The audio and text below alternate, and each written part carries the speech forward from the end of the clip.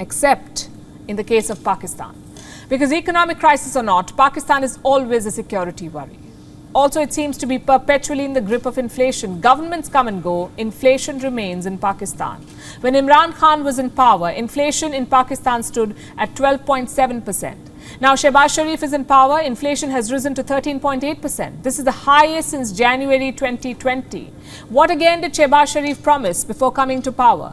That he will bring down inflation, that he will reduce the cost of living, increase the rupee's value, boost foreign reserves, stabilize Pakistan's economy.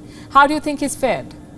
Inflation is at an all-time high in Pakistan. The rupee is at an all-time low. Foreign reserves have diminished. The GDP growth forecast has been reduced to 4.3%. So far, Shehbaz Sharif has failed to deliver on his promises.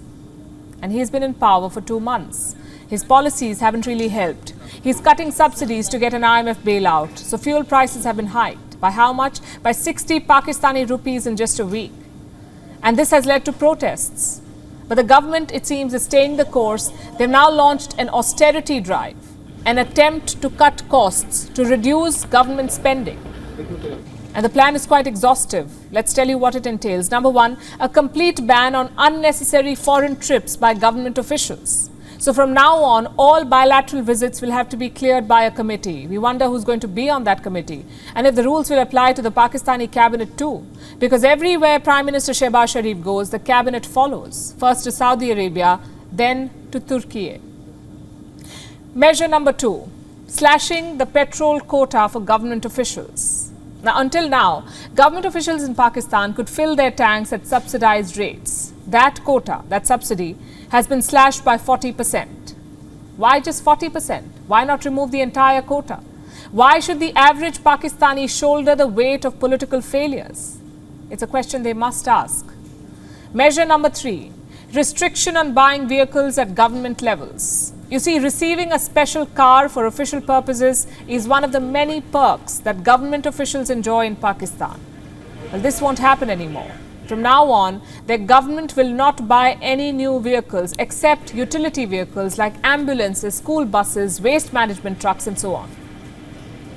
Measure number 4, restriction on lunches, dinners and high tea at government offices, plus no more subsidized meals. The menus will be limited, the prices may go up, ministers will have to pay for the food they order. Measure number 5, a 5-day work week. Now remember, when Shehbaz Sharif came to power, he introduced a 6-day work week. Government officials were asked to work on Saturdays as well. This will not happen anymore. Saturday will now be a holiday. Friday will be work from home day. How does that help?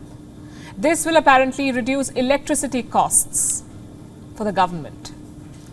So these were the 5 big measures. There are many others, like slashing the government's utility bills by 10%, ending free medical treatment abroad for government officials, holding meetings virtually to avoid unnecessary travel, switching off street lights on alternate days, and shutting the markets after sundown to save energy.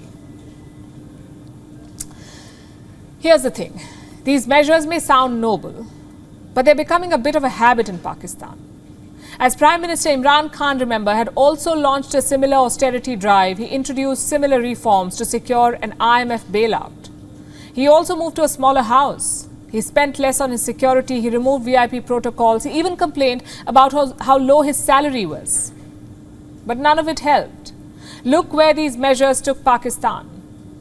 Further back in history, in the 1980s, General Zia did something similar. He promised the idea of he promoted the idea of Islamic simplicity. He ordered his officials to cut costs.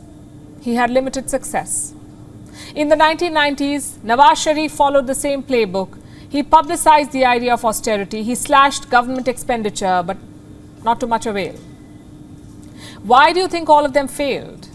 Because these were all half-hearted attempts. Many remained just proposals. The rules remained on paper, but were never put in practice. It's hard to say. It will be different this time. WION is now available in your country. Download the app now and get all the news on the move.